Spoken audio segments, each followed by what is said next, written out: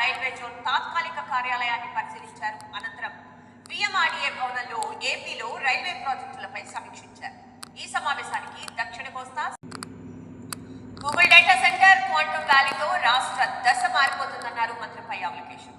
రాష్ట్ర భవిష్యత్తును మార్చే గొప్ప కార్యక్రమం అని పయ్యావుల అనంతపురంలో అన్నారు. జగన్మోహన్ రెడ్డి క్రెడిట్ చోరీ అలవాటైందన్నారు.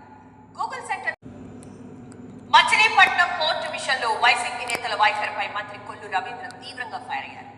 బందరు దండుపాళ్యం వచ్చిన ఏదో ఉద్ధరించినట్లు మాట్లాడుతున్నారని విమర్శించారు. మాయ మాటలతో అధికారంలోకి వచ్చిన పేర్ని నాని జగన్ 2023 వరకు బందరు పోర్టును పట్టించుకోలేదని అన్నారు. ఈ ఏడాది చివరి నాటికి బందరు పోర్టు పూర్తి చేస్తామన్నారు కొల్లు రవీంద్ర. ప్రేమించుకున్నారు, పెద్దలను ఎదిరించి పెళ్లి చేసుకున్నారు, 2 పిల్లలకు జన్మనిచ్చారు. ఇక్కడి వరకు బాగానే ఉన్న కుటుంబంలో వచ్చిన కలతలతో కన్న ప్రేమను మర్చిపోయారు. వేగు తెచ్చుకు పుట్టిన బిడ్డలు వద్దని తల్లి వెళ్ళిపోయింది. రక్తం పంచిన తండ్రి నాకు పిల్లలు తండ్రి పోలీస్ స్టేషన్లో ఎప్పుడో చిన్న విరామం తీసుకుంది.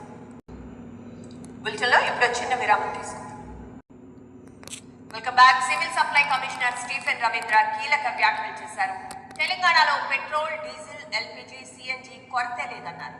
నిన్న తెలంగాణలో పెట్రో కష్టాలు కొనసాగుతున్నాయి. అయితే రాష్ట్రంలో పెట్రోల్, డీజిల్ కొరత లేదని సివిల్ సప్లై అధికారులు అంటుంటే క్షేత్రస్థాయిలో మాత్రం ఇబ్బందులు తగ్గడం లేదు.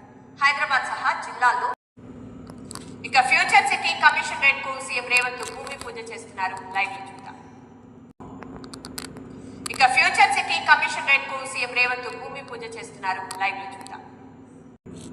ఇప్పుడు చిన్న విరామం తీసుకుందాం.